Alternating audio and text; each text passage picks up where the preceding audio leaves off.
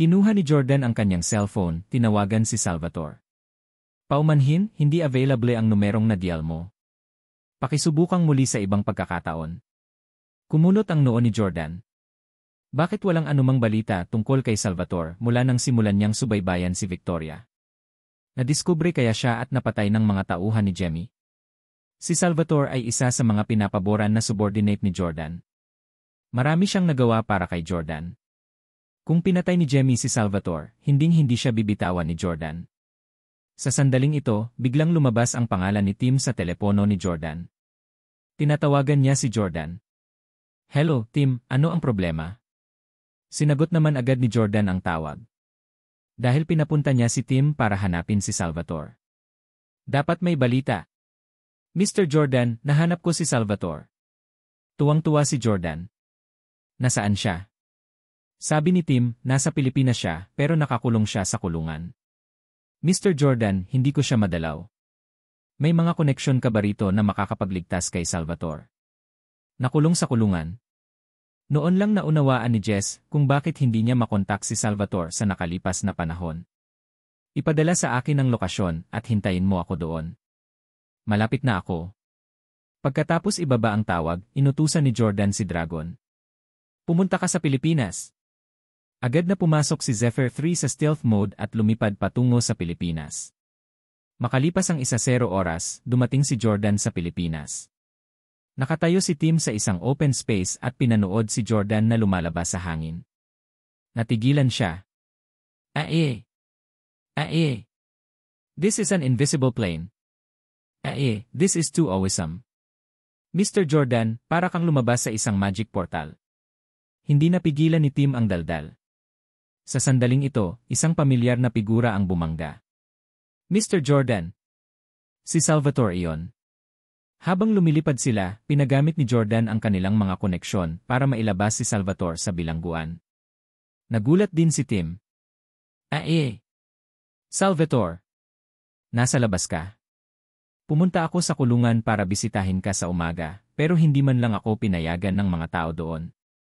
"Ae! Oh yes, Salvatore, balita ko na kulong ka dahil kumain ka ng braso ng bata. Kailan ka pa naging baliw?" Galit na sinabi ni Salvatore, "Sino ba naman ang kumain ng braso ng bata? Na-frame ako." Hindi mapigilan ni Jordan ang mapangiti nang marinig ang katawa-tawang dahilan na nagpakulong kay Salvatore. Si Jemmy siguro ang gumawa nito. Mahilig siyang magpadala ng mga tao sa kulungan. At saka, lagi siyang gumagawa ng mga kakaibang krimen. "Salvatore, malamang nadiskubre ka ni Jemmy noong sinusundan mo si Victoria."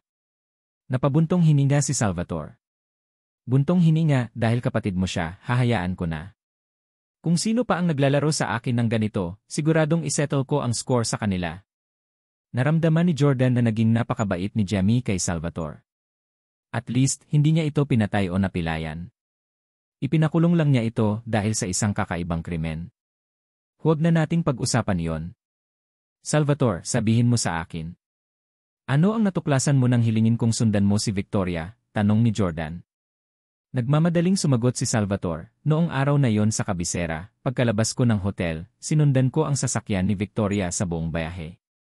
Nag-iingat ako at siguradong hindi niya ako napansin. Dumating siya sa airport at sinundan ko siya sa Pilipinas. Ngunit pagkarating ko sa Pilipinas at ipinagpatuloy ang pagsubaybay sa kanya, bigla akong inaresto. Inakusahan nila akong kumakain ng braso ng bata. Damn it, wala pa akong nakitang kahit sinong wala pang 15 taong gulang mula nang dumating ako sa Pilipinas." Pinag-isipan ito ng mabuti ni Jordan. Nasa Pilipinas kaya sina Jemmy at Victoria. Maraming mga isla sa Pilipinas, tulad ng Boracay at Colon Island. Lahat sila ay napakaganda at malayo. Kung nandito si Jemmy, makakapagtago siya habang nag-enjoy sa dagat, araw at dalampasigan. Marahil ay magkakaroon pa ng mga top-grade beauties. Paalala ni Dragon sa kanya.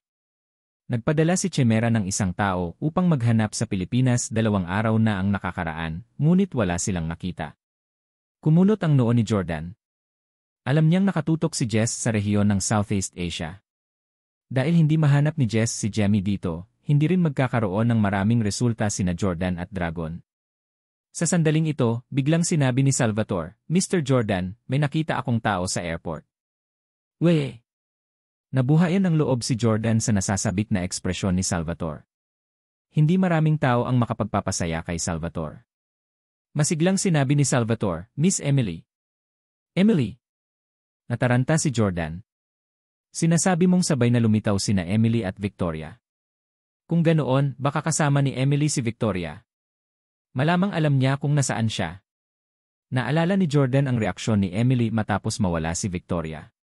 Talagang balisang-balisa si Emily nang una niyang nalaman dahil palagi niyang sinisisi si Jordan sa pagkawala ng kanyang kapatid.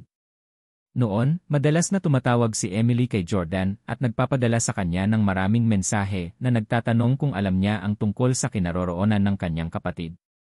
Gayunpaman, pagkaraan ng ilang sandali, hindi na nagtanong si Emily.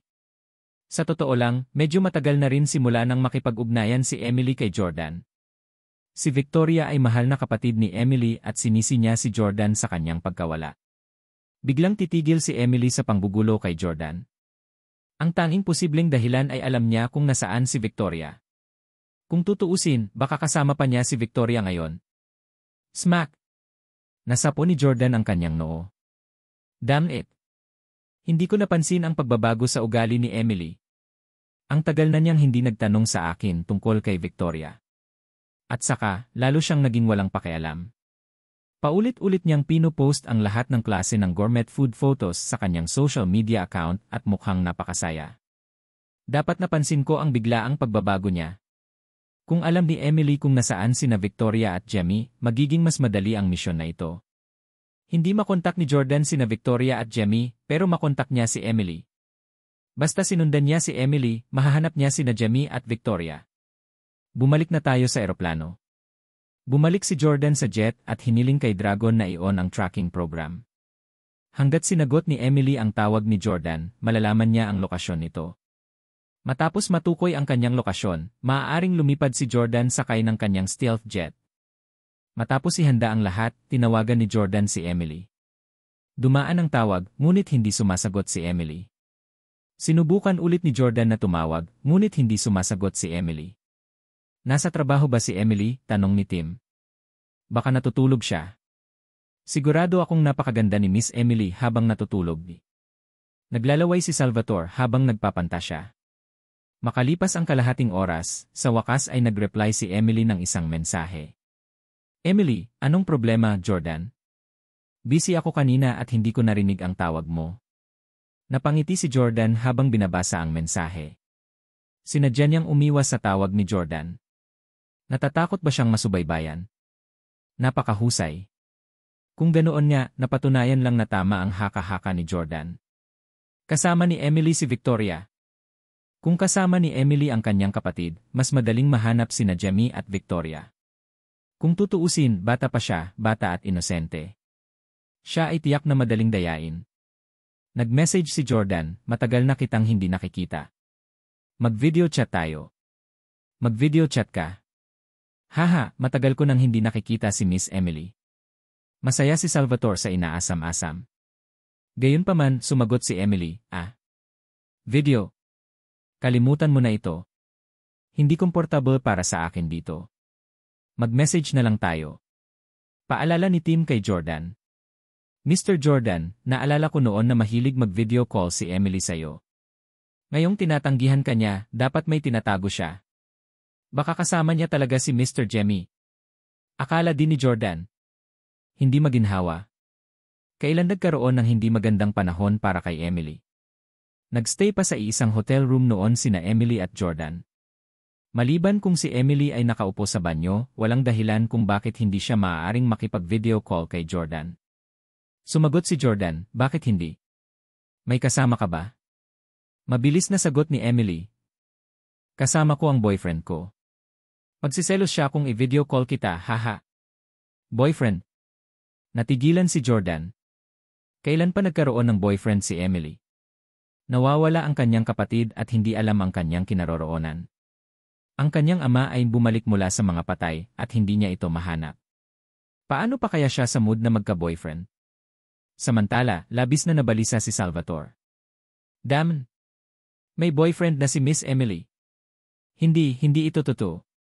Galit na galit si Salvatore. Ipinagpatuloy ni Jordan ang mensahe kay Emily, hindi ako naniniwalang may boyfriend ka. Kunan mo na kayong dalawa ngayon. Nagpadala si Emily ng cute na emoticon at nag-message, sige, sandali. Kukuha ako ng litrato ngayon. Nakatitig si Jordan sa phone niya. Sa hindi inaasahang pagkakataon, pinadalhan siya ni Emily ng litrato makalipas ang 2 minuto. Agad niya itong binuksan. Larawan iyon ni Emily at ng isang gwapong lalaki. Sa larawan, si Emily ay nag-peace sign habang ang lalaki ay nakatayo sa kanyang likuran na may pilit ng ngiti. Nang malapit nang isave ni Jordan ang larawan, bigla siyang nakatanggap ng notification, tinanggal ng kabilang partido ang mensahe. Tinanggal ni Emily ang larawang ipinadala niya kay Jordan. Damn it, she's so guarded. Kung nasave ni Jordan ang larawang iyon, magagamit niya ito para i-hack ang cellphone ni Emily. Mula doon, makukuha niya ang lokasyon ng IS niya. Pagkatapos, malalaman niya kung nasaan siya. Sa kasamaang palad, masyadong mabilis na tinanggal ni Emily ang larawan. Hindi ito nagawang iligtas ni Jordan sa oras. Hindi pa rin binura ni Emily ang alinman sa mga mensahe niya sa kanya noon. Talagang kakaiba para sa kanya ang biglang naging maingat. Nagpadala kaagad ng mensahe si Jordan, "Dam, bakit mo tinanggal ang larawan?" "Hindi ko pa nakikita." Sumagot si Emily, "Jenny, naipadala ko na ito gaya ng hiniling mo. Hindi ko kasalanan na hindi mo ito nakita. Hindi ko na ito muling ipapadala." Sumasakit ang ulo ni Jordan habang nagwawala si Salvatore. Sino ang pangit na lalaki sa litrato kanina? Isa lang siyang pangit na palaka na naghahangad ng magandang season. Paano karapat-dapat ang we-starred na yon na maging boyfriend ni Miss Emily? Malinaw na hindi nasisiyahan si Salvatore na nagkaroon ng kasintahan si Emily. Napangiti si Tim. "Salvatore, to be fair, medyo gwapo yung lalaki sa photo.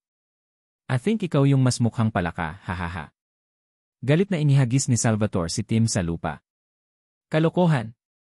Halatang hindi mabuting tao ang lalaking iyon. Siguradong sinungaling. Naku. Madungisan na ang katawan ni Miss Emily. Puso ko. Hindi nakaimik si Jordan. "Salvatore, tumigil ka sa pagsigaw. Sa nakikita ko, hindi boyfriend ni Emily ang lalaki sa litrato." Agad na nag-squat si Salvatore sa harap ni Jordan. "Talaga? Bakit mo nasabi yan?" Sinabi ni Jordan, "Bagaman 1 segundo ko lang nakita ang larawan, naaalala ko ang kanilang mga ekspresyon. Emily looked like she happened to grab some handsome stranger off the street to take a photo with. She appeared excited but there's no romantic bliss in her eyes. That man looked even less in love. He was completely lifeless and his smile forced." Hindi naman siya mukhang boyfriend ni Emily. Sabi ni Tim, napaka-reasonable ng analysis ni Mr. Jordan. Mukhang hindi sila compatible. Pero saan niya nakita ang gwapong ito? Ngumiti si Jordan. "Salamat kay Jemmy." Nalito sina Tim at Salvatore. Paliwanag ni Jordan, si Jemmy ay nahuhumaling sa hitsura. Hindi lang niya kinokolekta ang lahat ng mga dilag sa mundo, ngunit kahit na ang mga lalaking nagtatrabaho para sa kanya ay kailangan ding maging napakagwapo. Kaya naman, kung si Emily ang kasama ni na Victoria at Jemmy ngayon, napakadaling makakuha ng isang gwapong bodyguard na magpapapicture sa kanya. Hindi nakakagulat na si Jemmy ay nagbigay ng partikular na atensyon sa estilo at imahe. Noong una, pinakagusto ni Jemmy ang dragon dahil siya ang pinakagwapo sa kanilang tatlo. Sa huli, ibinigay ni Charleston ang dragon kay Jordan at Phoenix kay Jemmy. Ang unang ginawa ni Jemmy pagkatapos makuha si Phoenix ay ilayo siya para magpaplastikan, para mas lalo siyang gumwapo. Hiniling din niya kay Phoenix na mag-apply ng lahat ng uri ng magarbong facial products araw-araw upang mapanatili ang kanyang balat. Paano maiisip ng isang tao ang isang world-class na mamamatay at Diyos ng digmaan na nangingibabaw sa larangan ng digmaan na pinipilit na magsuot ng mga serum at facial mask araw-araw? Tumawa si Tim. "I didn't expect Mr. Jemmy to be so interesting. Gwapo lang ang gusto niya." "Salvatore, if Mr. Jordan has to send us to Mr. Jemmy's place to be liwi, mukhang hindi ka na makakapunta dahil sa itsura mo." "Ako lang ang makakapunta, haha." Agad na tinulak ni Salvatore si Tim. "Kalokohan. Nakakaawa ka, hindi ka naman mas magaling sa akin. Sa tingin ko, walang gwapo sa mga nasasakupan ni Mr. Jordan. Lahat sila pangit." Hindi nakaimik si Jordan.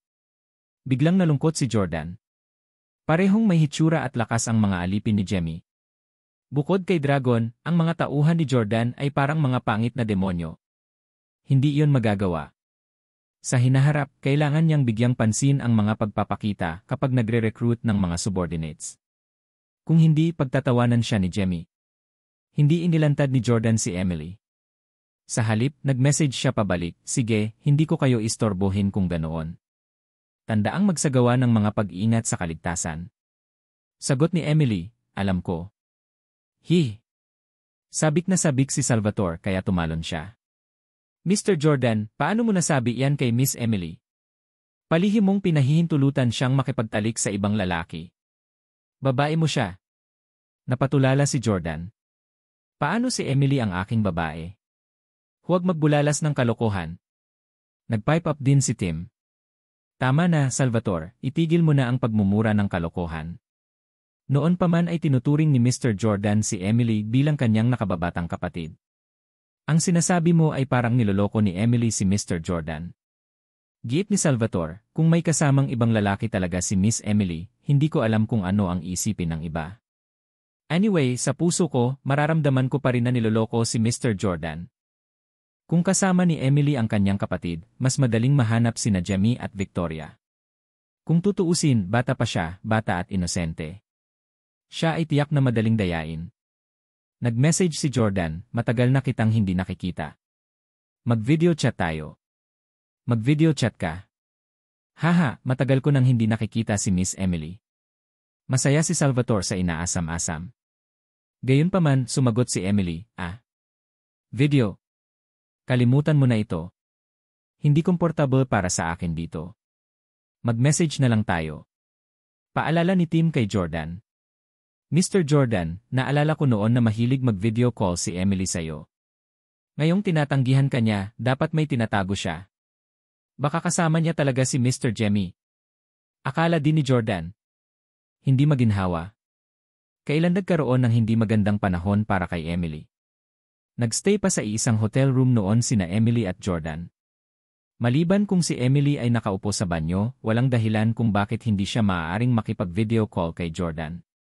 Sumagot si Jordan, "Bakit hindi? May kasama ka ba?" Mabilis na sagot ni Emily. "Kasama ko ang boyfriend ko. Magsiselos siya kung i-video call kita, haha." "Boyfriend?" Natigilan si Jordan. Kailan pa nagkaroon ng boyfriend si Emily? Nawawala ang kanyang kapatid at hindi alam ang kanyang kinaroroonan. Ang kanyang ama ay bumalik mula sa mga patay at hindi niya ito mahanap. Paano pa kaya siya sa mood na magka-boyfriend? Samantala, labis na nabalisa si Salvatore.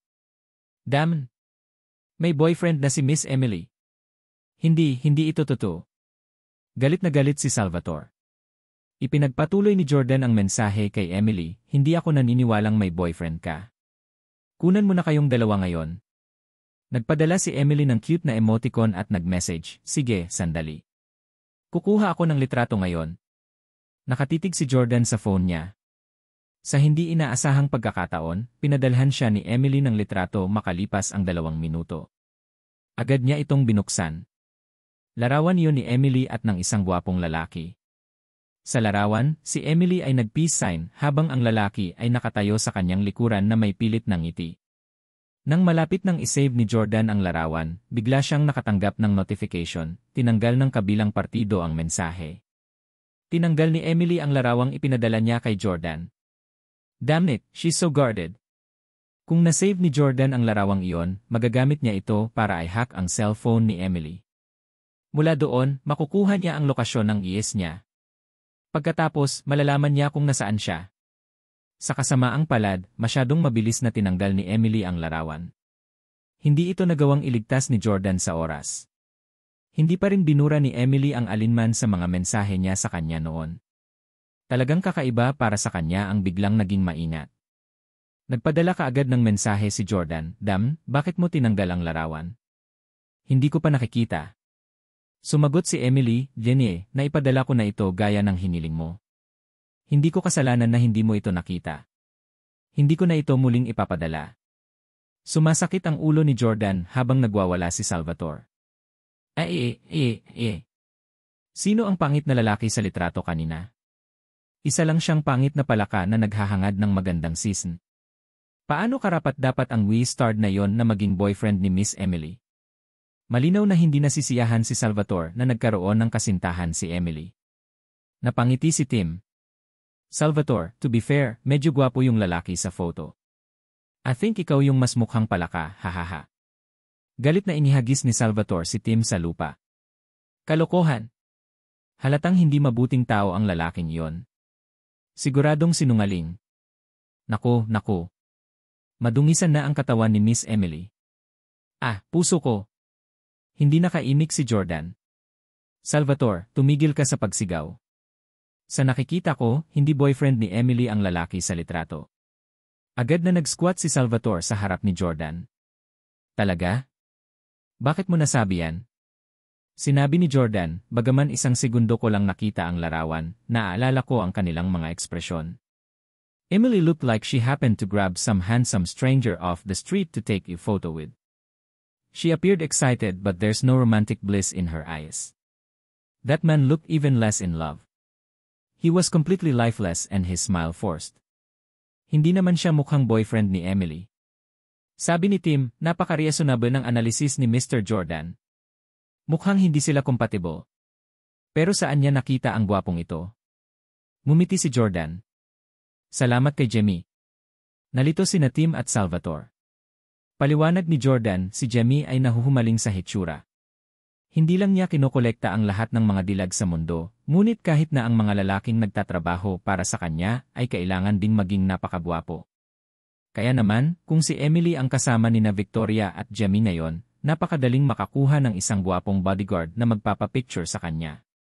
Hindi nakakagulat na si Jemmy ay nagbigay ng partikular na atensyon sa estilo at imahe. Noong una, pinakagusto ni Jemmy ang dragon dahil siya ang pinakagwapo sa kanilang tatlo. Sa huli, ibinigay ni Charleston ang dragon kay Jordan at Phoenix kay Jemmy. Ang unang ginawa ni Jemmy pagkatapos makuha si Phoenix ay ilayo siya para magpaplastikan, para mas lalo siyang gumwapo. Hiniling din niya kay Phoenix na mag-apply ng lahat ng uri ng magarbong facial products araw-araw upang mapanatili ang kanyang balat. Paano maiisip ng isang tao ang isang world-class na mamamatay at Diyos ng digmaan na nangingibabaw sa larangan ng digmaan na pinipilit na magsuot ng mga serum at facial mask araw-araw? Tumawa si Tim. I didn't expect Mr. Jemmy to be so interesting. Gwapo lang ang gusto niya. Salvatore, if Mr. Jordan has to send us to Mr. Jemmy's place to be liwi, mukhang hindi ka na makakapunta dahil sa itsura mo. Ako lang ang makakapunta, haha. Agad na tinulak ni Salvatore si Tim. Kalokohan. Nakakaawa ka, hindi ka naman mas magaling sa akin. Sa tingin ko, walang gwapo sa mga nasasakupan ni Mr. Jordan. Lahat sila pangit. Hindi nakaimik si Jordan. Biglang nalungkot si Jordan. Parehong may hitsura at lakas ang mga alipin ni Jemmy. Bukod kay Dragon, ang mga tauhan ni Jordan ay parang mga pangit na demonyo. Hindi iyon magagawa. Sa hinaharap, kailangan niyang bigyang pansin ang mga pagpapakita kapag nagre-recruit ng mga subordinates. Kung hindi, pagtatawanan siya ni Jemmy. Hindi inilantad ni Jordan si Emily. Sa halip, nag-message siya pabalik, sige, hindi ko kayo istorbohin kung ganoon. Tandaang magsagawa ng mga pag-iingat sa kaligtasan. Sagot ni Emily, alam ko. Sabik na sabik si Salvatore kaya tumalon siya. Mr. Jordan, paano mo nasabi yan kay Miss Emily? Palihim mong pinahihintulutan siyang makipagtalik sa ibang lalaki. Babae mo siya. Napatulala si Jordan. Paano si Emily ang aking babae? Huwag magbulalas ng kalokohan. Nag-pipe up din si Tim. Tama na, Salvatore, itigil mo na ang pagmumura ng kalokohan. Noon pa man ay tinuturing ni Mr. Jordan si Emily bilang kanyang nakababatang kapatid. Ang sinasabi mo ay parang niloloko ni Emily si Mr. Jordan. Giit ni Salvatore, kung may kasamang ibang lalaki talaga si Miss Emily, hindi ko alam kung ano ang isipin ng iba. Anyway, sa puso ko, mararamdaman ko pa rin na niloloko si Mr. Jordan. Ano? Tinanggihan ng E! Entertainment ang alok ni Jordan. Nagawa ni Jordan na linlangin ang mga tao at kumpanya sa industriya ng libangan ng news at lumabas sa tuktok ng food chain doon. Gayunpaman, walang nakakaalam kung sino siya sa South Korea. Galit na sinabi ni Salvatore, Mr. Jordan, ang E-Entertainment ay naglakas loob na tanggihan ka at ibitin ka. Hindi ka nila iginagalang. Sa palagay ko ay hindi tayo dapat mag-aksaya ng oras sa pakikipag-usap sa kanila. Sasama ako kay Dragon para kidnapin si Ji Chang-wook. Kidnap? Hindi kailanman gagawin ni Jordan ang ganoong bagay. Kapag inagaw nila si Ji Chang-wook, tiyak na tatawag ng pulis ang E-Entertainment. Kasabay ng katanyagan ni Ji Chang-wook, magiging napakalaki ng reaksyon ng publiko. Kahit na hindi sumabog ang mga bagay, ayaw ni Jordan na gumamit ng mga paraan ng pagbabanta para pilitin si Ji Chang-wook. Sabi ni Jordan, idol ni Emily si Ji Chang-wook. Kapag nalaman niyang gumamit ako ng force sa idol niya, siguradong hindi niya ako mapapatawad. Sino ang hindi nakakaalam na ang mga babaeng humahabol sa mga idolo ay maaaring maging napakabaliw? Itinuring nila ang kanilang mga idolo bilang mas mahalaga kaysa sa kanilang mga kasintahan o maging sa kanilang mga magulang at pamilya. Si Emily ang future sister-in-law ni Jordan. Kaya kinailangan ni Jordan na isaalang-alang ang kanyang damdamin kapag gumagawa ng mga bagay. Sumulyap sa oras, sinabi ni Jordan, medyo malapit na tayo sa South Korea. Makakarating tayo sa loob ng 3 oras. Ako mismo ang lilipad sa South Korea at kakausapin ang brat na yon. Umalis si Jordan at ang kanyang koponan sa Zephyr 3. Makalipas ang 3 oras, dumaong si Zephyr 3 sa isang bakanteng lugar mahigit 10 kilometro ang layo mula sa mga suburb ng Seoul, ang kabisera ng South Korea. Dahil ang Zephyr 3 ay isang invisible plane, hindi ito ma-detect ng sinuman o ng radar. Sa makatuwid, pumili ito ng isang bakanteng lugar upang mapunta. Kung ordinaryong private plane lang sana, nagpaalam na sila ng maaga sa Seoul Airport at nakarating sa airport. Pagkatapos lumapag, gagamitin nila ang high-tech na mekanismo ng eroplano para iskan ang lugar para sa mga tao. Kung ang eroplano ay biglang lumitaw at may nagulat ng nakita, ang mga bagay ay magiging lubhang mahirap. Lumapit si Dragon na may seryosong ekspresyon at nagulat, guro, may mga tao sa malapit at mayroon silang mga sandata at kagamitan. Ano? Medyo nagulat si Jordan. Hindi katakatakang makakita ng ilang tao sa ganoong lugar. Ngunit abnormal na silang magdala ng armas. Ilang tao at armas? Tanong ni Jordan. Sumagot si Dragon, 4 na kotse. Mayroong hindi bababa sa 6 na tao sa bawat kotse. Halos lahat sila ay armado. Medyo natakot si Tim. Nadiskubre kaya tayo ni Mr. Jemmy at narito siya para patayin tayo. Sumimangot si Jordan at sinabing, magpadala ka ng drone. Gusto kong makita kung ano ang hitsura ng mga taong ito. Dumating si Jordan sa control room. Pinagmasdan niya ang mga sasakyan at mga tao sa malapit. Halos lahat sila ay matatangkad at matipunong lalaki, ngunit sa gitna nila ay nakatayo ang isang magandang babae. Kumuha ng malapitan. Gusto kong makita ang hitsura ng babaeng ito. Napatingin si Jordan sa babae at nakitang pamilyar siya. Nag-zoom in ang kamera at nakita ni Jordan ang isang babaeng nasa katanghaliang gulang na mukhang nasa 30 o 40. Hindi siya napakarilag, ngunit hindi siya mahahanap ng isa na pangit. Nakasuot siya ng itim na damit at itim na takong. Napaka-elegante at marangal ng kanyang aura. Nakatayo sa harap ng mga armadong lalaki at matipuno, hindi siya mukhang isang marupok na babae. Sa halip, mukha siyang reyna. Lahat ng matipunong bodyguard na nakasuit ay lubos na gumagalang sa kanya. Madam Ni. Tawag ni Jordan nang makita niya ang magandang medyo may edad na babae. Natigilan ang kanyang mga nasasakupan, kabilang si Dragon. Master, kilala mo ba siya? Tanong ni Dragon. Ang babaeng yun ba ay asawa ni Mr. Jordan? May asawa ka na? Nang makita ni Salvatore kung gaano kaganda ang babaeng yon, sigurado siyang asawa ito ni Jordan. Inis na sabi ni Jordan, ito ay asawa ng iba, hindi akin. Hindi ko alam ang kanyang pangalan. Hiniling niya sa akin na tawagin siyang Madam noong nasa Syria kami. Syria. Kilala mo siya noong nasa Syria ka? Nagulat ang lahat. Anong uri ng lugar ang Syria? 1 taon nang naroon si Jordan upang magsanay sa larangan ng digmaan. Ang imadam na ito ay malinaw na isang tipayat na babae na may figura tulad ng isang modelo.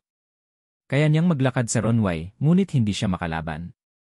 Tumango si Jordan. Noon, siya ay personal na pumunta sa Syrian battlefield upang makipag-usap sa pinuno ng aking koponan. Ako ay pinili niya upang maging kanyang interpreter at pansamantalang bodyguard. Tim's aide, haha, baka pinili ng babaeng ito si Mr. Jordan dahil sa tingin niya ay gwapo siya. Ngumuso si Salvatore.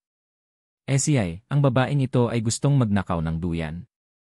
I think she's very lecherous. Boss, nakipag-away ba kayo sa babaeng ito sa battlefield? Inilibot ni Jordan ang kanyang mga mata. Hinalikan ko siya.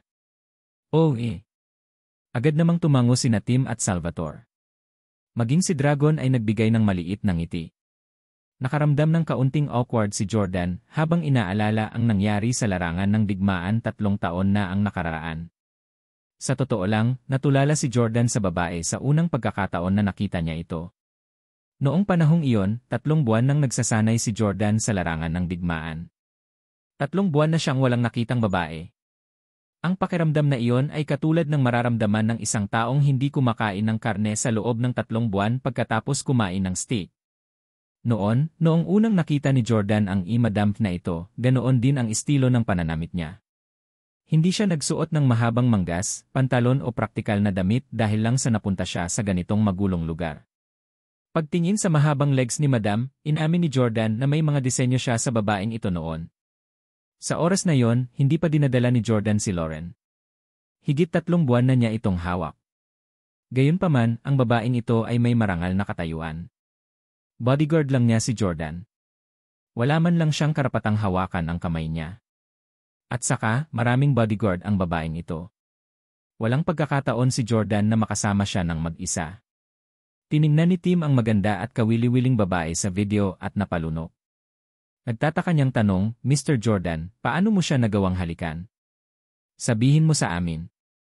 Ma. Sabi ni Jordan, may bigla ang labanan noon at iniligtas ko ang kanyang buhay. Hinalikan niya ako ng kusa.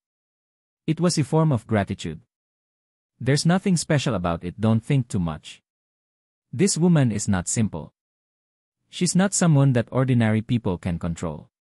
Ngumiti si Tim at sinabing, hindi ordinaryong tao si Mr. Jordan.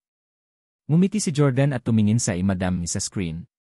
Sa mata niya, isa lang akong hamak na bodyguard ng battlefield. Isa lang akong ordinaryong tao. Gayunpaman, hindi sinabi ni Jordan ang kanyang iniisip. Madam, iniisip ko kung ang aking kamakailang pagganap sa industriya ng retail at entertainment sa US ay nakakuha ng iyong pansin. Nalaman mo na ba na hindi lang ako hamak na bodyguard?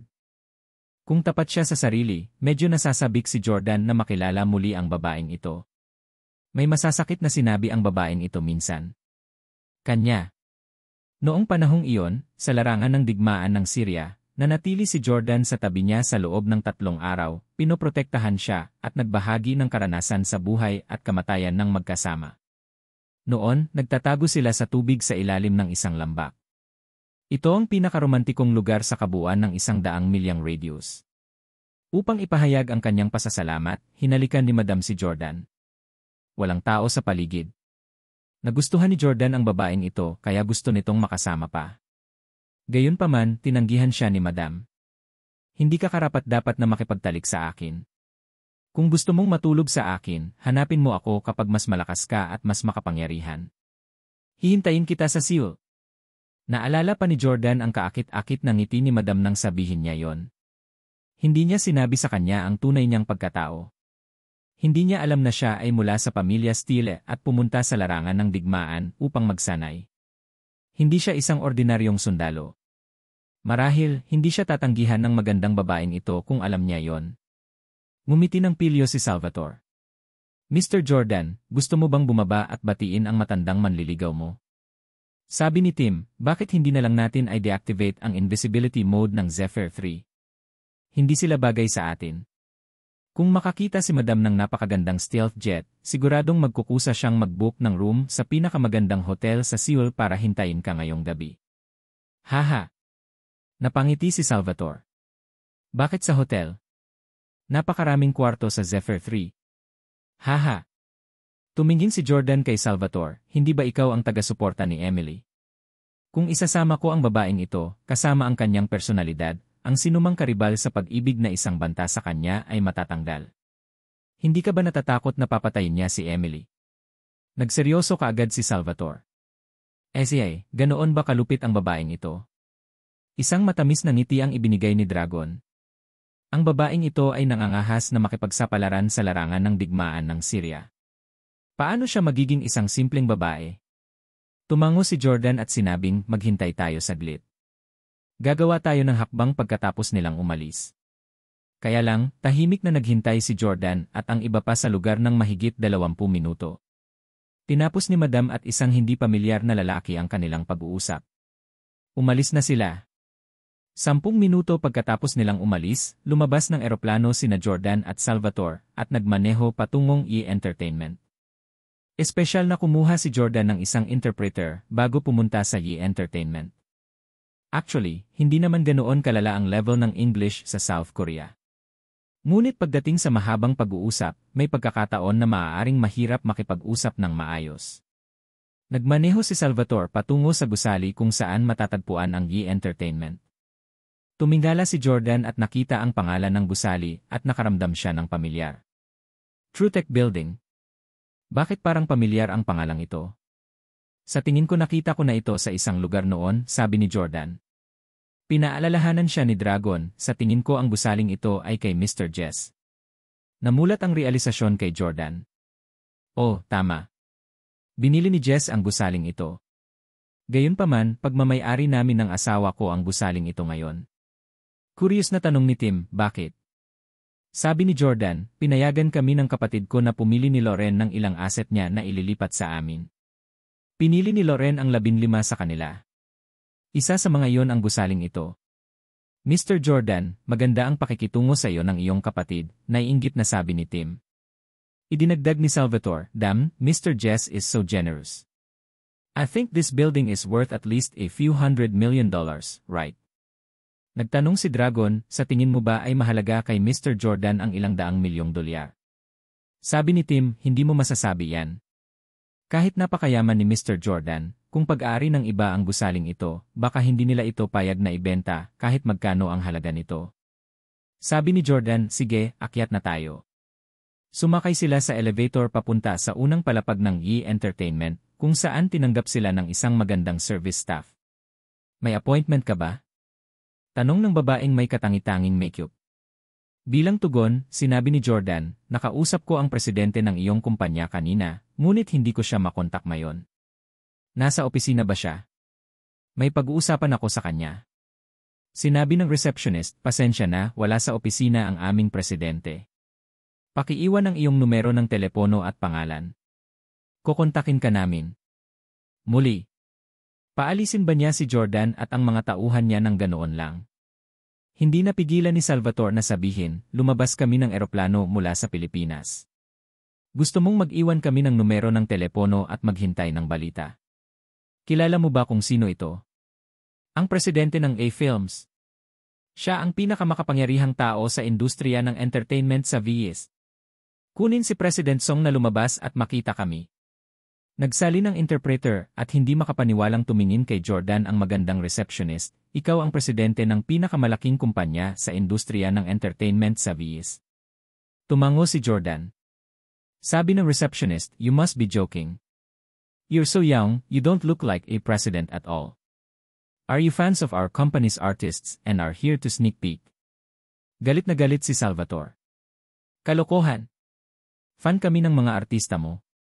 Hindi kasing galing ng presidente namin si Ji Chang-wook. Bakit kami magiging fan niya? Hiniling ni Salvatore sa interpreter na isalin ang kanyang mga salita. Mumuso ang receptionist at nag-cross arms at naging mayabang ang tindig at ekspresyon nito. Anong sabi mo? Hindi kasing gwapo niya si Ji Chang-wook. Ni hindi niya maikumpara sa daliri ng mga artista natin, okay? Pangit na sinungaling. How dare you demand to meet our boss? I've seen too many frauds. You will think of any devious ways just to meet our artists. Kung kaya mo, huwag maging tagahanga ng ating mga artista. Maging tagahanga ng mga idolo ng iyong sariling bansa. Wala bang magandang idolo ang iyong bansa? Kung ang industriya ng libangan ng iyong bansa ay napakahusay, bakit kailangan pang pumunta dito para hanapin ang ating mga artista? Ang mga pelikula at kanta ng Korea ay ang galit sa buong mundo ngayon. Ang iyong bansa ay gumawa ng hindi mabilang na mga remake batay sa aming mga pelikula. Makinig, kahit na hinahanap mo talaga ang aming boss para pag-usapan ang negosyo, hindi kami interesado. Magwala ka. Dahil hindi nila naintindihan ang Korean, hindi alam ni Salvatore, at ng iba pa ang sinasabi niya. Gayunpaman, masasabi nilang pinapagalitan sila ng babaeng ito. Tinitigan ni Salvatore ang kanilang interpreter. Isalin ang bawat salita para sa akin. Huwag mag-iwan ng kahit isang bagay. Ginawa ng batang interpreter ang itinuro. Smack! Sinampal ni Salvatore ang receptionist. EGA. Ang lakas ng loob mong insultuhin si Mr. Jordan at ang entertainment industry ng ating bansa. Natigilan ang receptionist. Ikaw ang lakas ng loob mong saktan ako. Sa puntong ito, hindi na kinaya ni Jordan ang mayabang na receptionist. Inutusan niya si Salvatore, sirahin ang kumpanyang ito. Galit na galit si Jordan nang marinig niya ang isang hamak na receptionist na sinisiraan ng ganyan ang industriya ng entertainment sa VS. Ang South Korea ay hindi man lang nangunguna sa pandaigdigang industriya ng entertainment. Kahit na ang pinakasikat na mga direktor at performer sa mundo ay hindi maglalakas loob na magsalita kay Jordan ng ganoon. Si Salvatore ay mahusay sa pagbagsak ng mga bagay. Dahil dito, sinira ni Salvatore ang front desk ng Yi Entertainment. Ang logo ng kumpanya ay agad na nabasag sa mga piraso. Nagulat ang receptionist. Hindi niya inaasahan na maglalakas loob silang sirain ang opisina. Seguridad! Seguridad!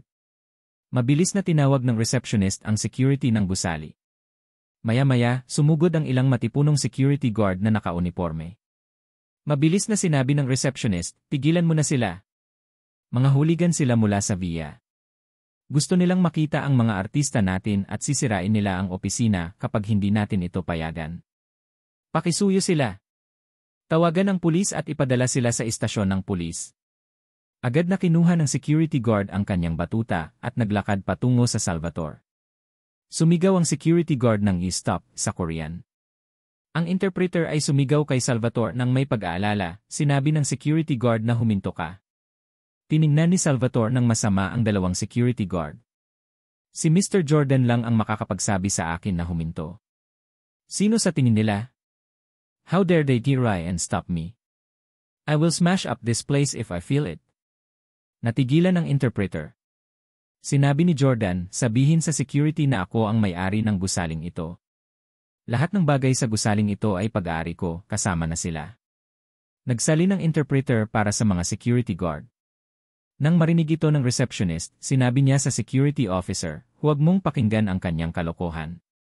Paanong ang isang walang kulturang tao ang may-ari ng gusaling ito?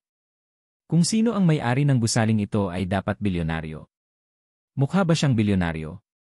Nagdalawang isip ang mga security guard dahil nakatanggap lang sila ng abiso mula sa kanilang mga nakatataas na ang gusaling ito ay binili ng isang lalaki na may apelyido ng Steele.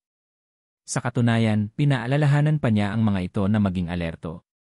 Kung may nakilala silang tagaus na may apelyidong Steele, ang taong iyon ay dapat na boss nila. Hindi sila dapat gumawa ng masama sa harap ng amo na ito. Kung hindi, tatanggalin sila sa trabaho. Isang security guard ang nagpalaki kay Jordan at nagtanong ng mabuti, pwede ko bang malaman ang pangalan mo? Jordan Steele. Bakal. Nataranta ang dalawang security guard. Ang alam lang nila ay Steele ang apelyido ng bago nilang amo at hindi niya alam ang buong pangalan. Mangyaring maghintay ng isang sandali. Hihilingin ko sa aming kapitan na lumapit. Maya-maya may dumating na medyo may edad na lalaki. Binulungan siya ng dalawang security guard tungkol sa sitwasyon. Naglakad ang kapitan ng seguridad patungo sa Jordan at magalang na yumuko. Ikaw ba ang bagong boss ng gusaling ito, Mr. Jordan Steele? Tumango si Jordan. Nagtanong ang security captain, pwede ba naming tingnan ang iyong pagkakakilanlan? Patawarin mo kami sa paggawa nito. Nag-aalala rin kami na baka may magpanggap na tao at sirain ang iyong gusali.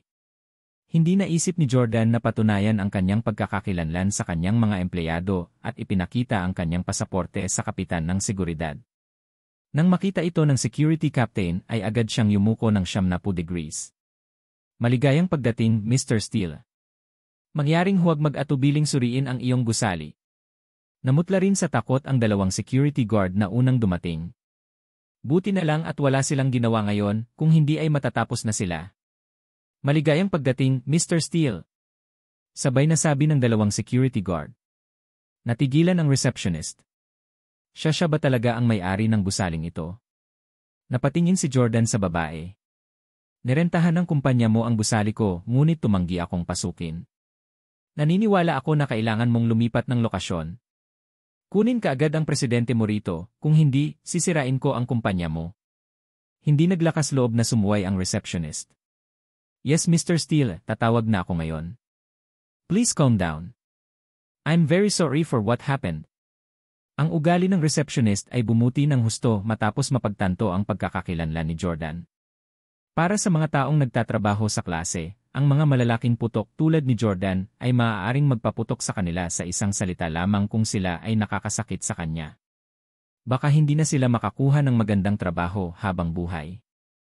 Wala pang kalahating oras, bumalik si Song Cheong-soo sa kumpanya kasama si Ji Chang-wook. May kasama ring interpreter si Song Cheong-soo. Pagpasok pa lang niya sa reception area, nakangiting sabi niya, ito na ba ang pinakadakila, pinakabata, pinakagwapo at pinakakakayahang presidente Jordan Steele mula sa VS? Bakit ka napunta sa aming munting bansa? Bago ka dumating, dapat ay tinawag mo ako upang ipaalam sa akin, upang magpadala ako ng isang sundo sa iyo. Si Song Cheong-soo ay parang isang nakangiting tigre habang nakipagkamay kay Jordan. Sumagot si Jordan, President Song, ilang beses kitang tinawagan bago ako dumating, ngunit hindi ka pumili. Pataas. Nagkunwaring kamangmangan si Song Cheong-soo. Talaga? Siguradong may mali sa maldita na signal. Hindi mo alam kung gaano kalala ang signal sa Seoul kamakailan. O diba, narinig ko sa front desk na sayo ang buong building na ito. Heavens, our meeting must be fated. Pinili ng aming kumpanya ang lokasyong ito at kumuha ng maraming magagaling na designer at arkitekto. Gumastos kami ng malaking halaga para dito. President Steele, hindi mo dapat tapusin ang kontrata at itaboy kami. Nanunuya si Jordan. Hindi niya itinuloy ang pakikipag-chat kay Song Cheong-soo. Sa halip ay tumingin siya sa gwapong lalaki sa tabi niya. Ito ay ang idolo at pangarap na manliligaw ni Emily, si Ji Chang-wook. Ang gwapo talaga ng lalaking ito. Siya ay higit sa 1.8 metro ang taas, may mga gwapong katangian at napakaganda ng pananamit. Bagamat si Ji Chang-wook ay mas matanda ng ilang taon kay Jordan, imposibleng sabihin na mas matanda siya sa kanyang hitsura lamang. Kailangang aminin ng isa na may dahilan kung bakit napakaraming babae ang nahilig sa idolo na ito. Halatang malaki ang namuhunan niya sa kanyang personal na pag-aayos na, Hello, I'm Ji Chang-wook. Yumuko si Ji Chang-wook kay Jordan. Tumingin si Salvatore kay Ji Chang-wook na may displeased expression.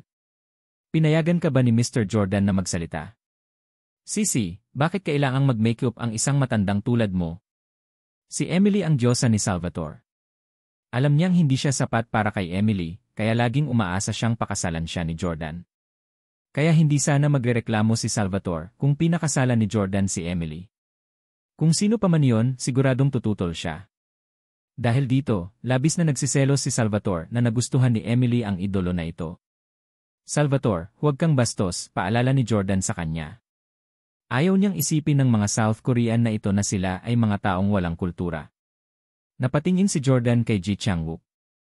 I'll cut to the chase. Gusto kong mag-concert ka sa Houston sa loob ng 1 linggo. Kung pumayag ka, ililipat agad kita ng $8 milyon. Kung hindi ka pumayag, maaari kang mag-impake ng mga gamit mo at umuwi ka agad. Ginagaranti ako na wala ng lugar para sa iyo sa industriyang ito. Ang salita ni Jordan ay batas sa industriya ng libangan ng IKEA. Sino ang maglalakas loob na sumalungat kay Jordan Steele? Ngayong nakarating na siya sa South Korea, naging dominante pa rin siya gaya ng dati. Mabilis na sinabi ni Song Cheong-soo, Ji Chang-wook, bilisan mo at pasalamatan mo si President Steele sa pagbibigay sa iyo ng pagkakataong ito. Isang karangalan para sa isang South Korean artist na magdaos ng konsyerto sa Houston. Nang marinig ang mga salita ng kanyang amo, si Ji Chang-wook ay walang pagpipilian kundi ang sumang-ayon. Magalang siyang sumagot, salamat, President Steele. Gagawin ko ang lahat para sanayin ang aking kakayahan sa pagkanta para hindi ka mabigo sa aking pagganap. Iniisip ni Jordan kung may hindi naintindihan si Ji Chang-wook. Tumingin siya sa kanya ng kakaiba. Hindi kaya naisip niya na fan ni Ji Chang-wook si Jordan? At iyon ang dahilan kung bakit niya siya iniimbitahan na mag-perform sa VS. Nangyari na ang ganitong bagay dati. Ang mga mayayamang tagapagmana ng ikalawang henerasyon ay madalas na nag-imbita ng kanilang mga paboritong idolo na kumanta sa kanilang mga kaarawan. Ayaw isipin ni Jordan na hinahangaan siya ni Ji Chang-wook. Wala akong pakialam kung maganda ang performance mo o hindi. Hindi na ako manonood. Inimbitahan kita dahil sa kapatid ko. Fan mo ang kapatid ko. Matagal na siyang out of contact.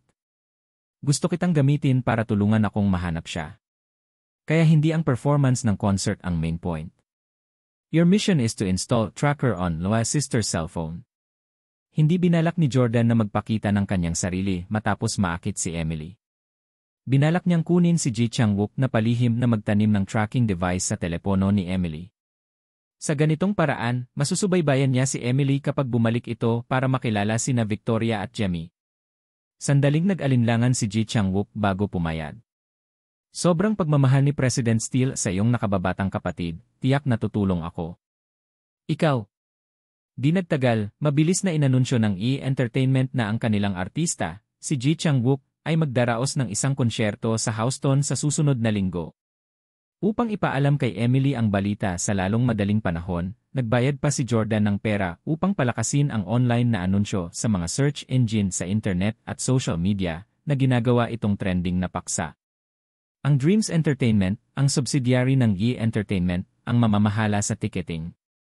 Nang mailabas na ang balita at nailabas na ang mga tiket para sa pagbili, umupo sina Jordan, Tim, Salvatore, at ang iba pa nilang team sa harap ng kanilang mga computer upang subaybayan ang mga benta ng tiket.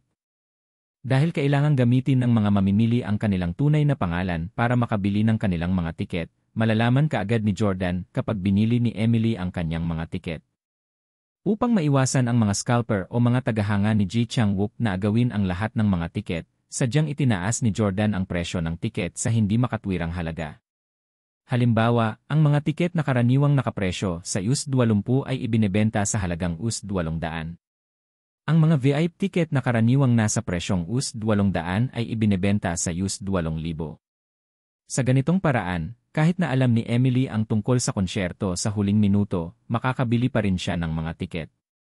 Gayunpaman, ang mga aksyon ni Jordan ay naging sanhi ng hindi kasiyahan ng mga tagahanga.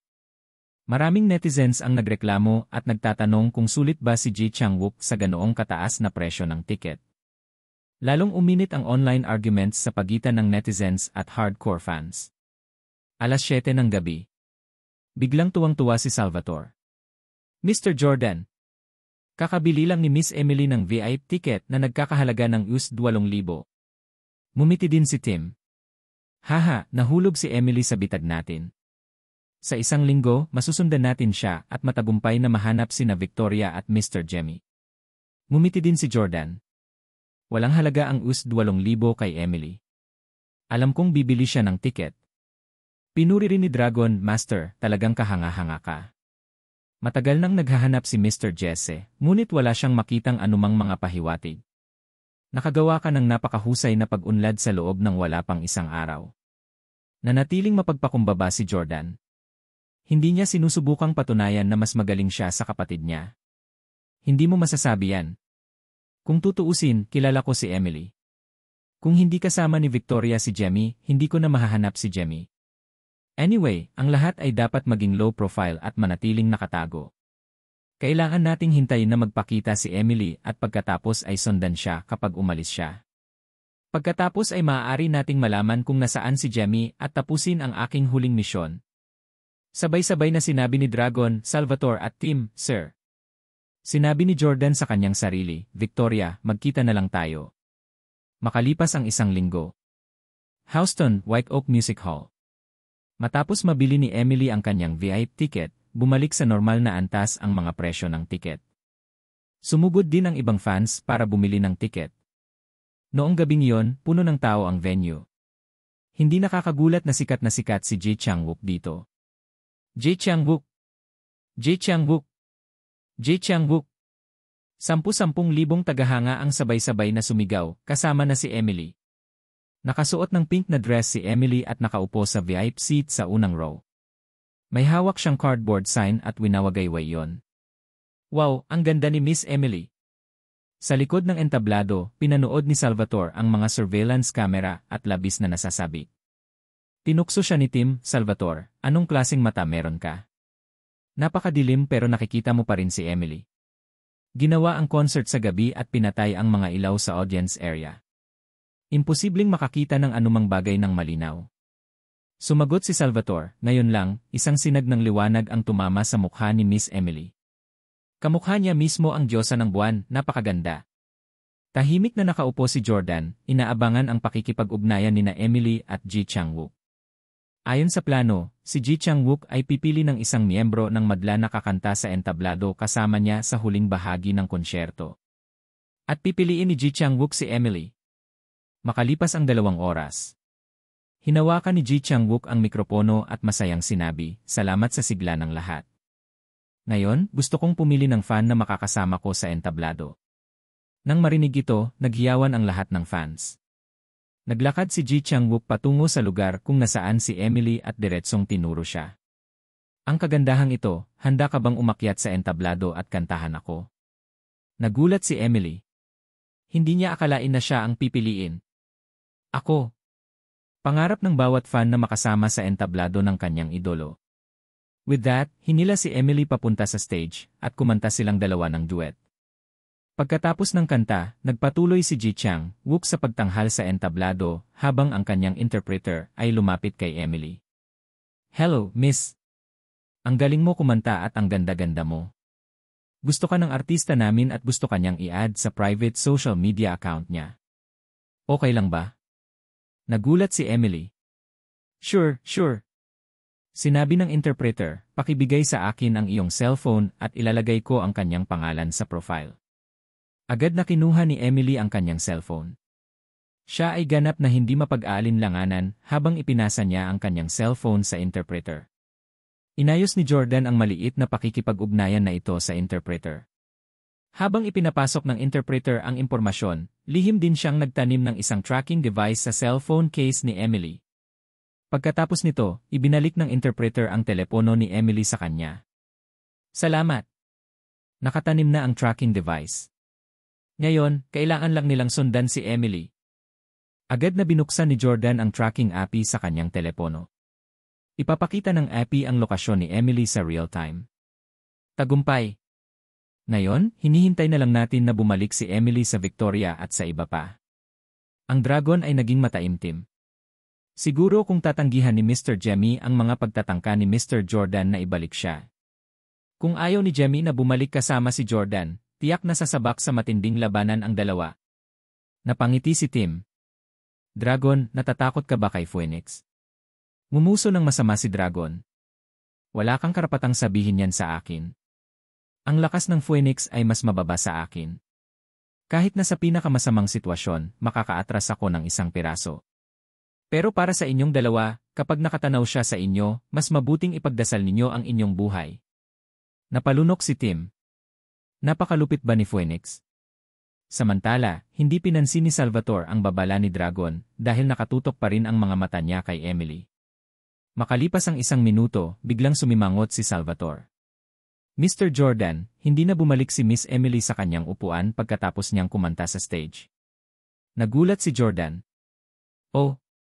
Ayon sa plano, akayin siya ng interpreter pabalik sa kanyang upuan pagkatapos itanim ang tracking device sa kanyang telepono. Tiningnan ni Jordan ang kanyang lokasyon sa kanyang API at nakitang nasa stadium pa rin siya. Gayunpaman, siya ay gumagalaw. Maaaring nagpunta siya sa banyo o marahil ay tumatawag siya, sabi ni Jordan.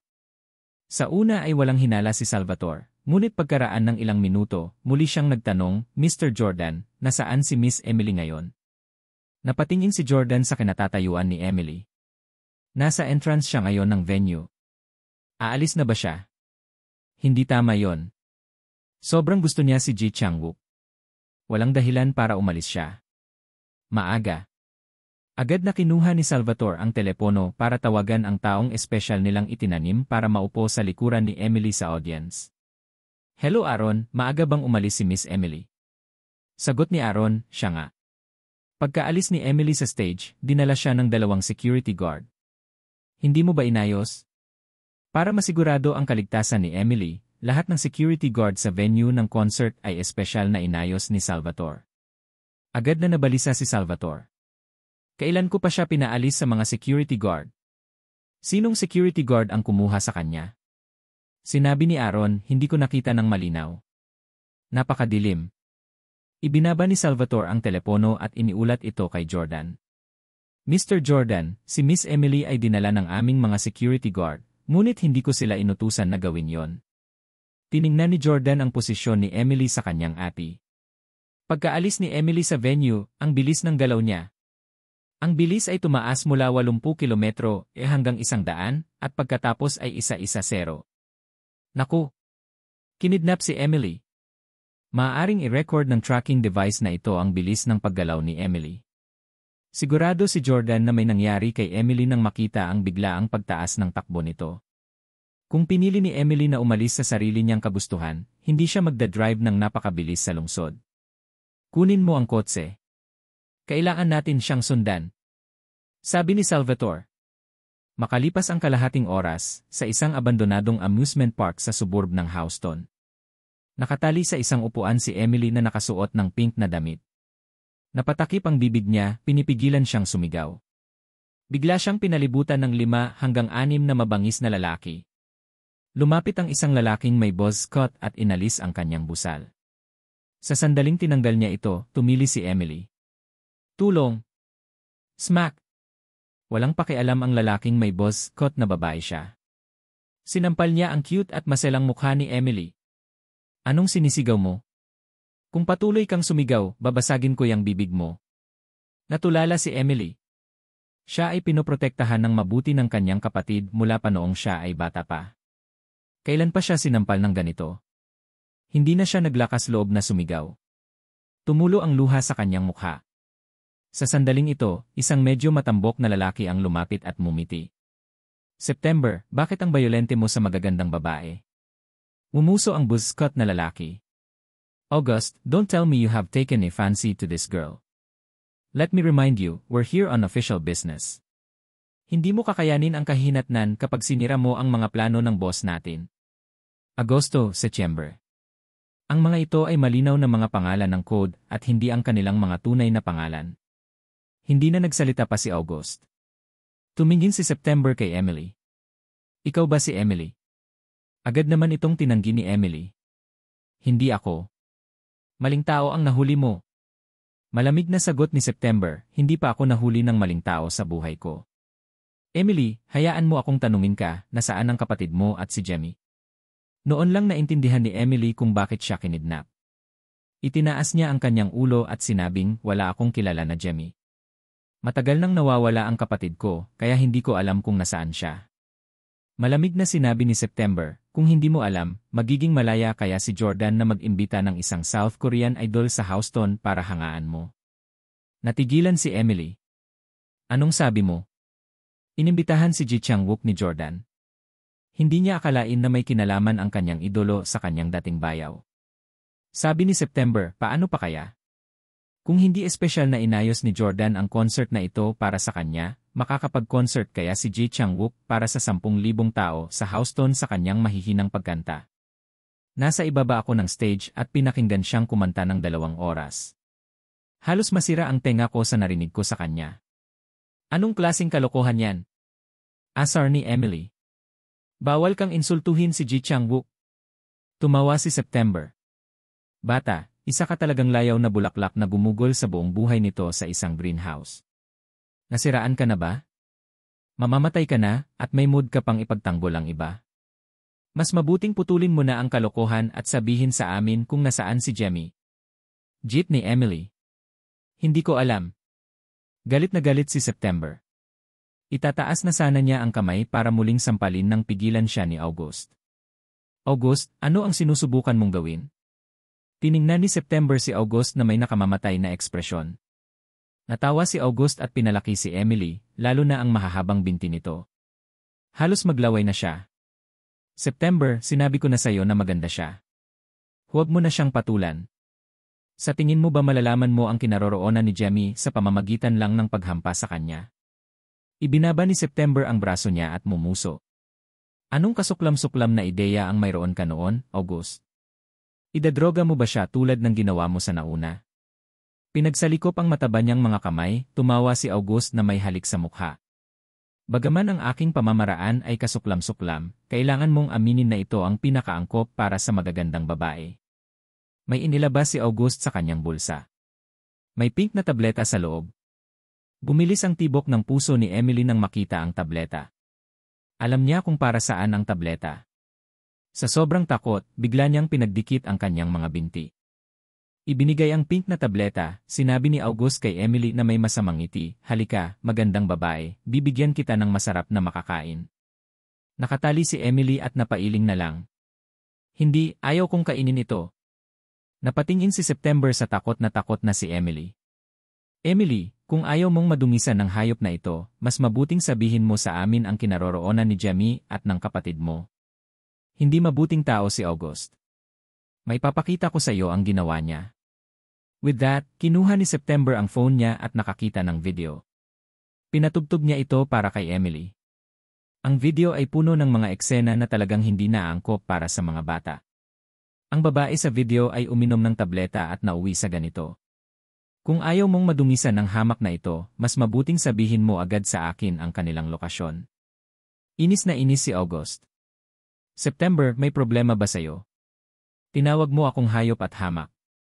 Mabuting tao ka ba?" Napatingin tuloy si August kay Emily na may pilyong ngiti. "Halika na baby, uminom ka ng tableta, wag mong pakinggan ang kalokohan niya, ako ang pinakamagandang lalaki sa mundo, hehe." Hindi ko ito kukunin." Sinubukan ni Emily ang kanyang makakaya upang labanan, ngunit alam niya na hindi siya maaaring manatili magpakailanman. Sasabihin ko sa'yo kung nasaan si Jamie." Agad na huminto si August. Natuwa ang grupo ng mga lalaki. Tama si Jordan. Alam ni Emily kung nasaan si Jamie. Sa lahat ng oras na ito ay kasama niya sina Victoria at Jamie. "Bilis, sabihin mo sa amin kung saan nagtatago si Jamie. Ang tagal na namin siyang hinahanap, pero wala pa ring balita sa kanya." Ang Setyembre ay labis na sabik. Sinusubukang pakalmahin ang sarili, sinabi ni Emily, si Jamie ay nasa Deadman's Island. Isla ng Deadman. Nang marinig ang pangalang ito, pawisan ang mga lalaki. Ang Deadman's Island ay matatagpuan sa karagatang Atlantiko malapit sa Canada. Usap-usapan na baog ang islang ito. Walang tao o nabubuhay na bagay ang nagawang umunlad dito. Kahit na mga hayop o mga ibon sa dagat. Sa nakalipas na daan-daang taon, hindi mabilang na mga explorer ang bumisita sa isla, ngunit lahat sila ay namatay. Hindi nila akalain na si Jamie, isang lalaking mahilig sa luho, ay magtatago sa isang mapanganib na isla. Agad na kinuha ni September ang phone niya at tumawag. "Master, inamin ni Emily na nasa Deadman's Island si Jamie." "Master, pupunta tayo sa Deadman's Island para hulihin si Jamie." "O tama, paano natin haharapin si Emily? Dapat ba natin siyang patayin?" "Sige, naintindihan." Pagkatapos ibaba ang telepono, sinabi ni September sa kanila, "Inutusan kami ni Master na pumunta agad sa Deadman's Island. At kailangan na nating hayaan si Emily. Pumunta ka." Nang marinig na siya ay pakakawalan, si Emily ay nakahinga ng maluwag. Ang tensyonado niyang katawan sa wakas ay nakahinga ng maluwag. Hindi niya namalayan na mas nakakaakit ang kanyang voluptuous figure kapag tensed up siya. Mas maganda sana kung noong una pa lang ay mas relax na siya. Napukaw sana nito ang hindi gaanong mahalay na pag-isip mula sa mga kriminal na ito. Gayunpaman, hawak pa rin ni August ang pink na tableta. September, napakalayo ng Deadman's Island, walang nagmamadali. Top-notch girl itong si Emily. Balita ko flight attendant siya at bata pa siya. 20 years old pa lang siya. Baka virgin pa siya. Muling natigilan si Emily. "Anong ginagawa niyo? Sinabi ko na sa inyo ang kinaroroonan ni Jamie. Bitawan mo ako." Ngumisi si August. "Paano ko malalaman kung nagsasabi ka ng totoo? Or should I let you take this pill? Kapag nalilito ka, tatanungin kita ulit. Para safe lang, hehe." Buong lakas na nagpupumiglas si Emily. "Hindi ako nagsisinungaling. Nagsasabi ako ng totoo. Nasa Deadman's Island talaga si Jamie. Hindi ako nagsisinungaling sa iyo. Please let me go." Gayunpaman, gaano man kalaki ang paghingi ni Emily ng awa, determinado si August na atakihin siya. Pinilit niyang ipasok ang tableta sa kanyang bibig at pinalunok niya ito. Hahahan! Nagtawanan si August at ang mga lalaki. Makahulugang nakatitig sa mahahabang binti ni Emily, tumawa si September. We can have some fun with this girl. We might not get the chance to come back alive after going to Deadman's Island. Phoenix is so vicious that if we get caught him, we will suffer a fate worse than death. We should enjoy ourselves in case we don't make it back in one piece. Tumawa si August. Haha, tama. Sa tingin ko rin. Sayang kung hindi paglaruan ang cute na babaeng ito. Gayunpaman, naunang umalis ang isa sa mga lalaki. Saan ka pupunta, October? Hindi ka ba sasali? Tumawag si August. Ang Oktubre ay isang napakalamig na tao. Ang kanyang balat ay mukhang hindi malusog na tila siya ay may sakit. October said in an aged voice, si Emily ay kapatid ng ex-girlfriend ni Mr. Jordan. I don't dare to mess with her. I'll take leave. Kung hindi kayo takot sa kamatayan, go ahead. Nawala sa dilim ang Oktubre. Damn! Sigaw ni August, October is such a coward. So what if she is Jordan's ex-girlfriend's sister? He's still watching that silly concert. How would he know that we've already captured Emily? At the time he found out, it will be at least a few hours before they find her. Unless he's a god and knows where we are right now. Agad na sigaw ni Emily. Don't you dare do anything, stupid. Jordan dotes on me a lot. If you dare to do anything to me, I'll tell him and have him kill all of you wasted. Humalakhak si August. Little beauty, wait another 20 minutes. Kapag nagka-effect na ang gamot, hindi na kita pipilitin. Magmamakaawa ka sa amin, hahaha. Makalipas ang 15 minuto. Inubos ni August ang kanyang sigarilyo at itinapon ito sa lupa. Panahon na mga kapatid. Magsisimula muna ako. Sa sandaling ito, si Emily ay natulala. Hindi na siya nakatiis. Gayunpaman, patuloy pa rin siya sa pag-ungol. Jordan, iligtas mo ako eh. Nang marinig ang paghingi ng tulong ni Emily, tumawa ng malakas si August. Emily, kahit na ang Diyos ay hindi makapagliligtas sa iyo ngayon. Nang malapit nang lumipat si August kay Emily, isang binagong Bic 8 ang tumalsik sa napakabilis na bilis. Papasok! Alerto agad ang Agosto, Setyembre at ang iba pa. Si Salvatore ang nagmamaneho habang si Tim ay nakaupo sa front passenger seat. Nakaupo sa likod sina Jordan at Dragon. Nang makita ni Salvatore na ang isang lalaki ay malapit nang maglagay ng kanyang maruruming mga kamay kay Emily, ang kanyang mga mata ay namula at isang nakamamatay na galit ang namuo sa kanya. Mr. Jordan, gustong halayin ng lalaking ito si Miss Emily. Paano natin siya parurusahan? Nakita na rin ni Jordan ang nangyari. Crush mo siya hanggang mamatay. Ang Jordan ay bihirang pumatay ng mga tao nang walang awa. Hindi man lang niya pinatay sina Tyler at Kaiden. Si Hailey ang handang makipagrelasyon. Hindi naman nila siya pinilit kaya responsable din siya. Gayunpaman, kung pinilit si Hailey tulad ni Emily, hinding-hindi papakawalan ni Jordan ang taong iyon ng ganoon kadali. Walang ibang kinasusuklaman ni Jordan kaysa sa hamak na ganyan. How dare he has designs on Emily. Nililigawan niya si kamatayan. Bumilis si Salvatore dito na parang nasa isa race. Ito ang dahilan kung bakit nagawa nilang pigilan sila sa oras.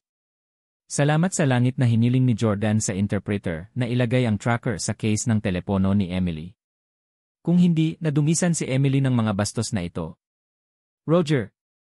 Nagganga ang mga ngipin ni Salvatore at tumingin sa chubby na si August na may mapang-aping mga mata. Walang sinuman ang higit na nagmamalasakit sa kaligtasan at kalinisang puri ni Emily. Agad na tinapakan ni Salvatore ang accelerator at umabante. Mag-ingat na huwag matamaan si Emily. Nagbabala si Jordan. Noong una, nakatayo si August kasama si Emily.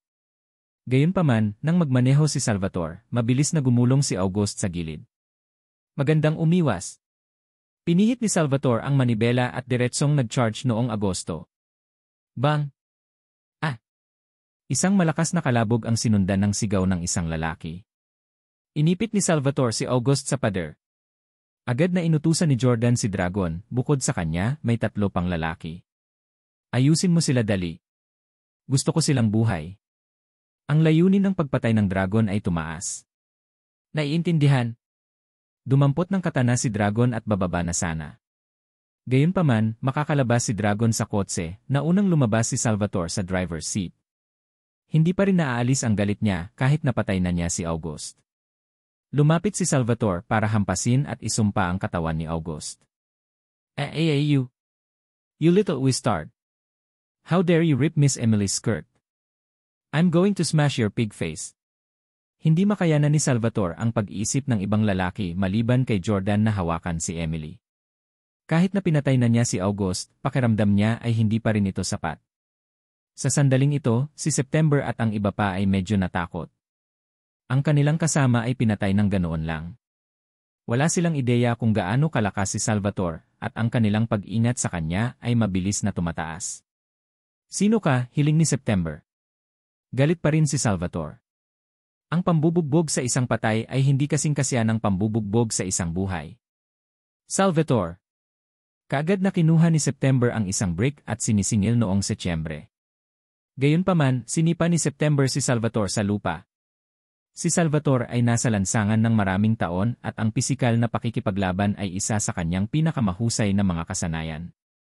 Gayunpaman, kumpara sa mga profesional na thugs tulad ng Setyembre, wala siya sa kanilang antas. Tinapakan ni September ang mukha ni Salvatore sa panghahamak. Akala ko napakalakas mo. Lumalabas na basura ka lang pala. Sa iyong katamtamang kakayahan, naglakas loob kang subukan at maging bayani. Salvatore. Sa sandaling ito, nakita ni Emily si Salvatore at sinigaw ang kanyang pangalan. Tinatapakan pa ni September ang mukha ni Salvatore. Nais ni Salvatore na mapatay niya ang hamak na ito na nang insulto sa kanyang diyosa. Gayunpaman, ang kanyang kakayahan ay hindi nagpapahintulot sa kanya na gawin ito. Gayunpaman, sinubukan pa rin niyang tumingala at titigan ang mayabang na mukha ni September. Anak, saglit lang, ako na ang tatapakan sa mukha mo. Tumawa ng malakas si September. Oh, ganyan ka ba kabangis? Kaya mo pang lumaban kapag nasa ilalim ka ng paa ko? Halika, ipakita mo sa akin kung paano mo balak gawin yon.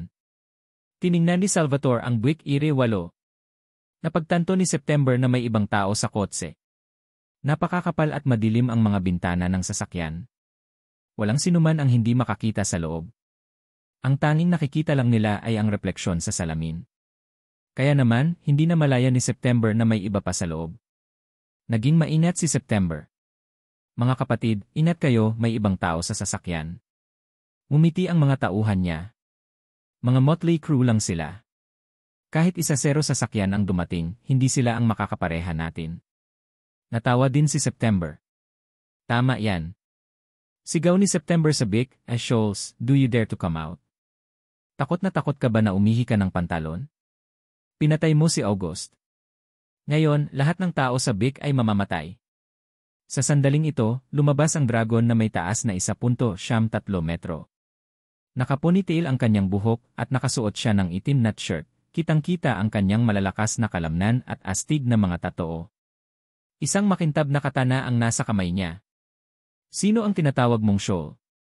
Malamig na naglakad si Dragon. Nang makita ang nakakatakot na figura, umatras si September at ang kanyang mga tauhan sa takot. Ikaw ay Dragon. Naging uod agad ang mayabang na September nang makita si Dragon. Malamig na sabi ni Dragon, kilala mo ako. Pero hindi kita kilala. Nang matapos siyang magsalita, umatake si Dragon sa bilis ng kidlat. Hush! Hush! Hush! Napakabilis ng mga galaw ni Dragon. Sa 1 segundo, nakarating na siya sa harap ng mga lalaki dala ang kanyang katana. Nilagpasan niya ang binti ni September bago pinutol ang kamay ng isa pang lalaki na gustong agawin ang kanyang baril. Sa isa pang laslas, napatay ni Dragon ang pangatlong lalaki na nakatutok sa kanya ng baril. Isang matinding pagkatalo. Hindi binigyan ng Dragon ang kanyang mga kalaban ng pagkakataon na gumanti. Si September at ang kanyang mga tauhan ay halos hindi nagkaroon ng pagkakataong gumalaw ng isang daliri. Bumangon si Salvatore mula sa lupa at ibinagsak ang dumudugong Setyembre sa lupa gamit ang isang suntok. Pagkatapos ay tinapakan niya ang mukha ni September gamit ang paa nito. Anak, nagyayabang ba ako? Wala pang isang minuto tatapakan ko na yang mukha mo.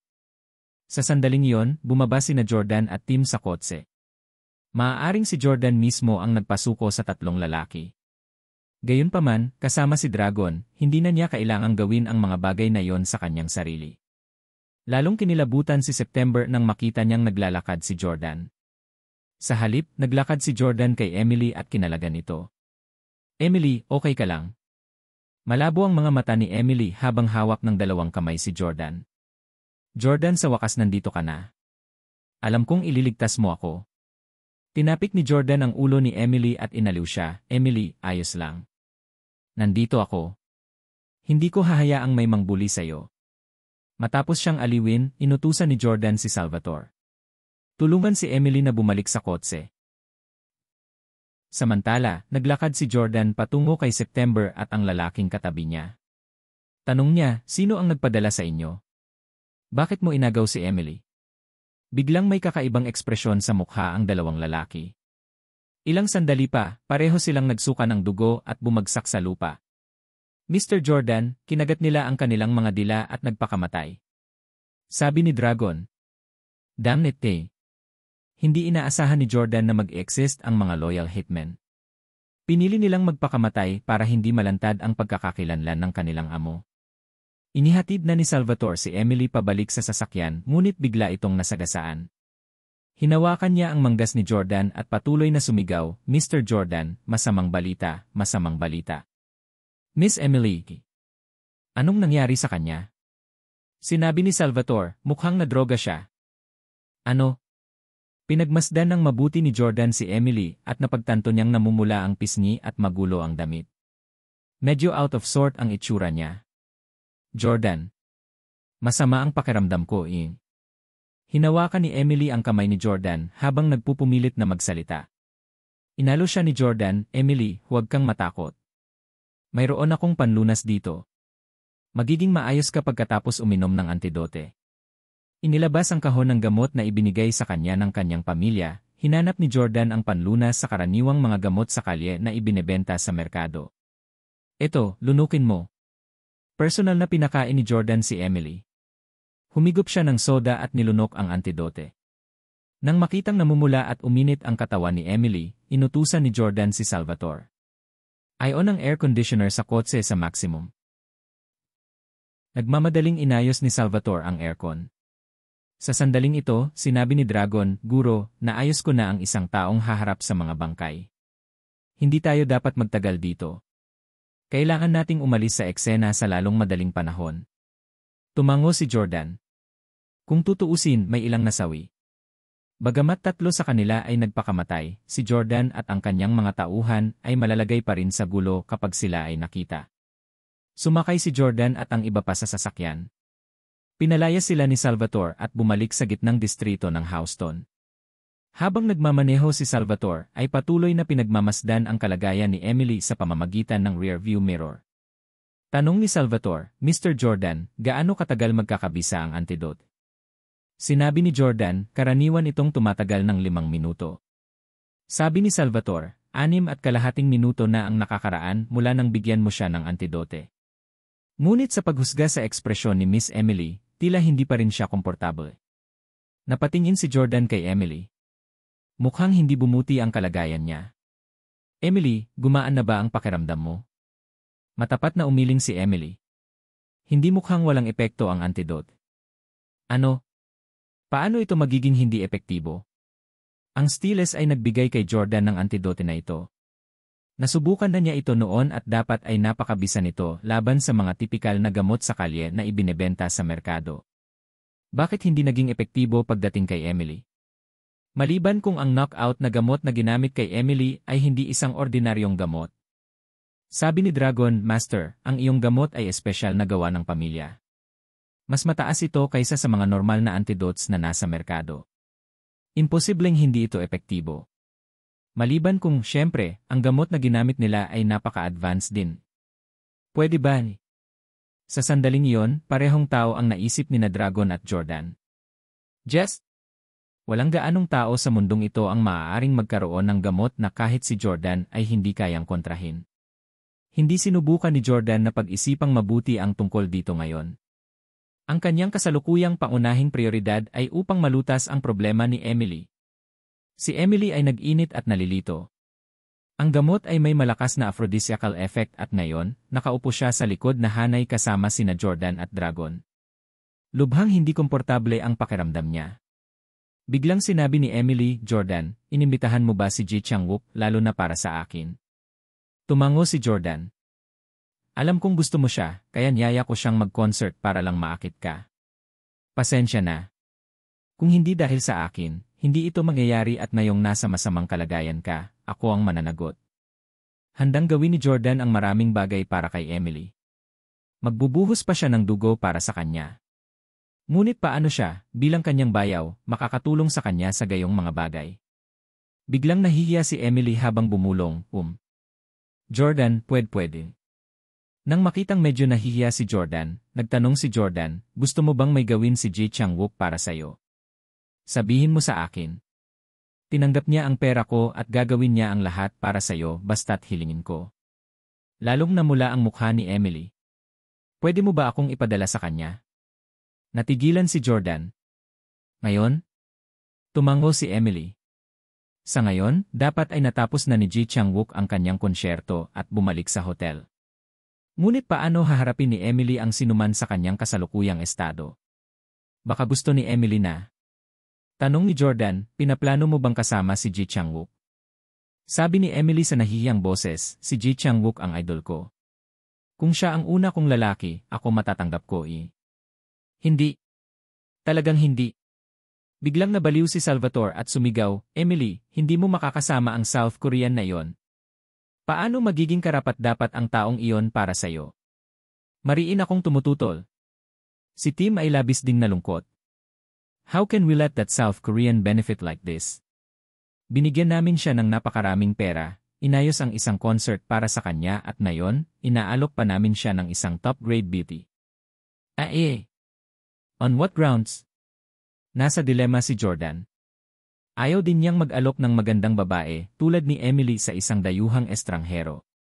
Gayunpaman, dahil sinabi ni Emily ang kahilingang ito at ang lalaking ito ang nagustuhan niya, ano ang dahilan kung bakit siya tinanggihan ni Jordan? Sa sandaling ito, biglang itinigil ni Salvatore ang kotse sa tabi ng kalsada. Dragon, Tim, lumabas ka sandali. Bumaba si Salvatore sa sasakyan at kinuha ang susi ng sasakyan. Pagkababa ni na Dragon at Tim, biglang pinindot ni Salvatore ang lock button. Nakalock ang sasakyan. Si Jordan at Emily ay nakulong sa loob. Agad na naging alerto si Dragon at pinagalitan, Salvatore, sinusubukan mong magrebelde. Ano ang ibig mong sabihin sa pagsasara ng iyong Panginoon sa kotse? Agad na naunawaan ni Tim kung bakit ginagawa ito ni Salvatore. Ipinaliwanag niya, Dragon, mangyaring huminahon. Ginagawa ito ni Salvatore upang lumikha ng pagkakataon para kay Mr. Jordan at Miss Emily. Sabi ni Salvatore, tama. Sa madaling salita, hinding-hindi ko ibibigay si Emily sa South Korean na yon. Galit na sumigaw si Dragon, paano ka makakasalungat sa kagustuhan ni Master? Ihatid ka agad si Emily sa hotel at tuparin ang mga tagubilin ni Master. Kung hindi, huwag mo akong sisihin sa pag-atake sa iyo. Alam ni Salvatore na talagang hindi siya kalaban ng Dragon. Ngunit labis din ang pasasalamat niya kay Dragon sa pagtuturo ng aralin noong Setyembre. Pagtingin-tingin sa paligid, napagtanto ni Salvatore na may maliit na ilog sa malapit. Nagkaroon siya ng ideya at agad na tumakbo patungo sa ilog. Sobrang halaga mo ang iyong sarili. Umiling si Dragon sa panghahamak. Sa isang karera, maaari niyang talunin si Salvatore sa isang paa lamang.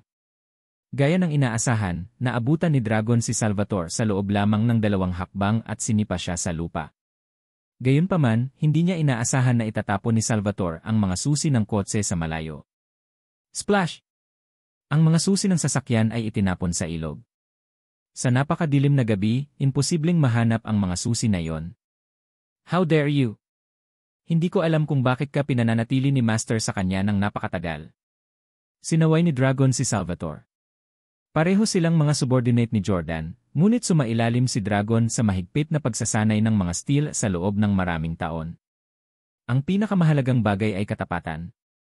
Siya ay ganap na tapat kay Jordan at hindi makapunta laban sa alinman sa kanyang mga kahilingan. Tulad ng para sa Salvatore, siya ay orihinal na pag-aari ni Pablo Dalton. Siya ay tapat kay Jordan, ngunit ang kanyang katapatan ay hindi maikukumpara sa Dragon.